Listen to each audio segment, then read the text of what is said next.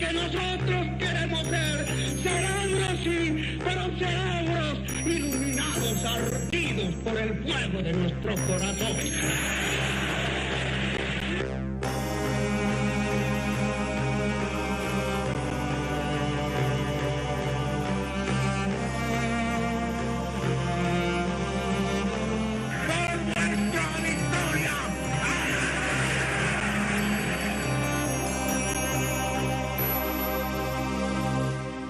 Buenos días, queridos oyentes. Hoy nos adentramos en un capítulo trascendental de nuestra historia colombiana, recordando y reflexionando sobre el legado de un hombre que marcó profundamente nuestra nación.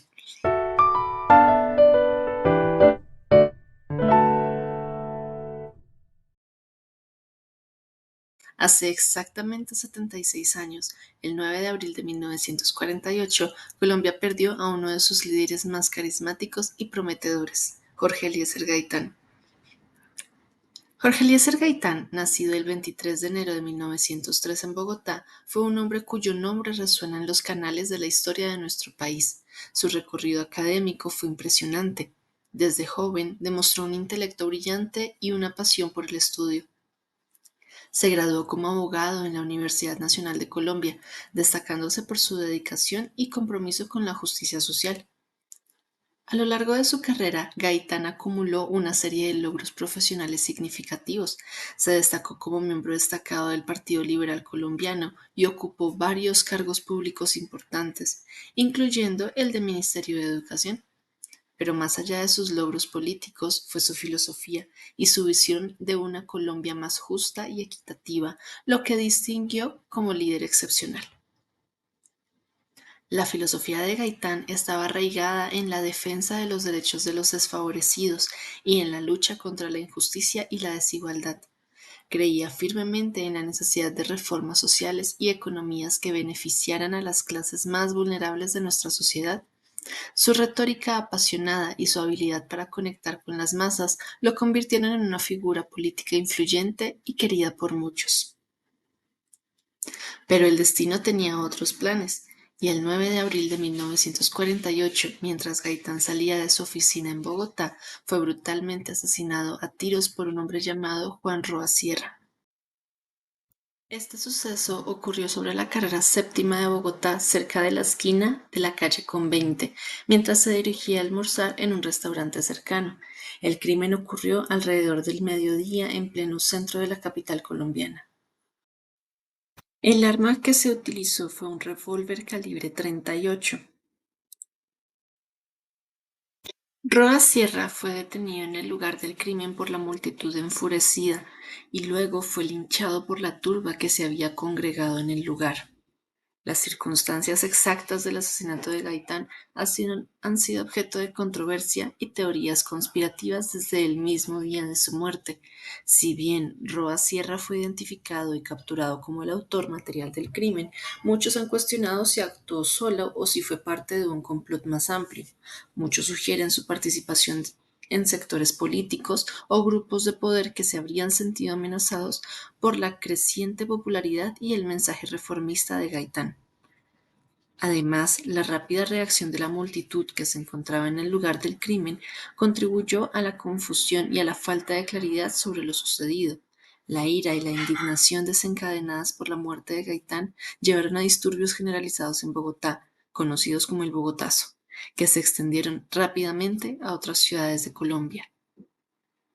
La noticia de su muerte sacudió a Colombia hasta su núcleo, desencadenando una ola de disturbios y violencia que se conoció como el Bogotazo. Las calles de Bogotá se convirtieron en un campo de batalla y el país entero se sumió en un periodo de agitación y violencia sin precedentes. Las consecuencias del asesinato de Gaitán y el Bogotazo fueron devastadoras. La violencia que siguió al trágico suceso dejó un saldo de muerte y destrucción en toda Colombia. Se desataron conflictos armados entre liberales y conservadores, y la sociedad colombiana se vio sumida en una espiral de caos y desesperación. La confianza en las instituciones democráticas se vio gravemente socavada, y el país enfrentó años de inestabilidad y política social. Pero a pesar del dolor y la tragedia, el legado de Jorge Eliezer Gaitán perdura. Su lucha por la justicia y la igualdad continúan inspirando a generaciones de colombianos, recordándonos la importancia de permanecer firmes en nuestros principios y trabajar juntos hacia un futuro mejor.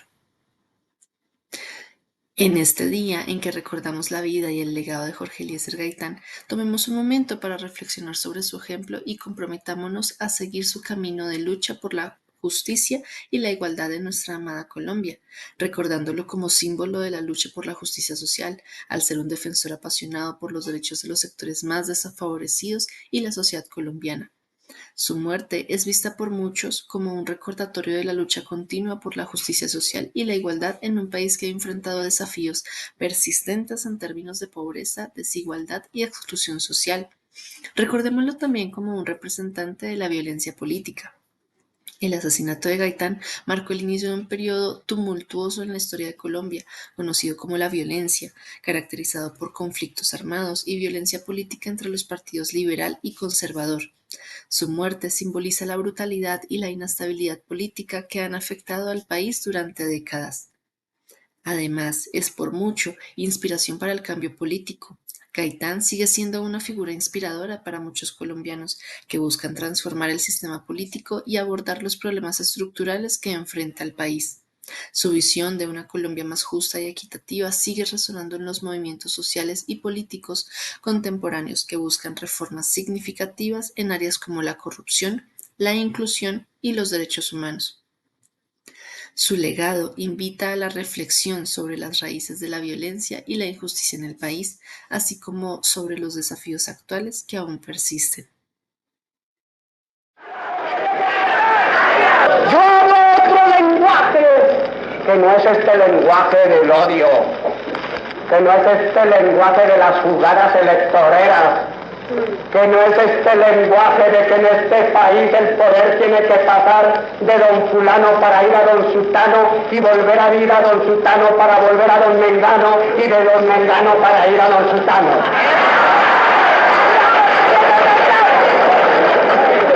Yo no hablo ese lenguaje de toda esta gente cobardona que unas veces se llama izquierdista, unionista, turbayista o lo que sea y no piensa un conservador y no piensa en los destinos de su patria porque tiene atrofiada la luz del espíritu para no ver la realidad de mi nación.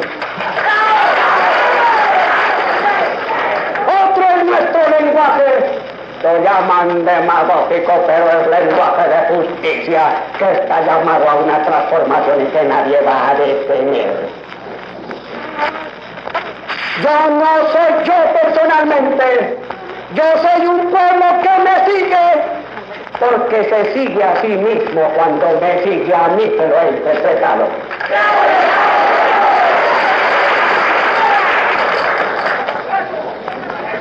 Yo no soy de los caminos que están llevando a la multitud.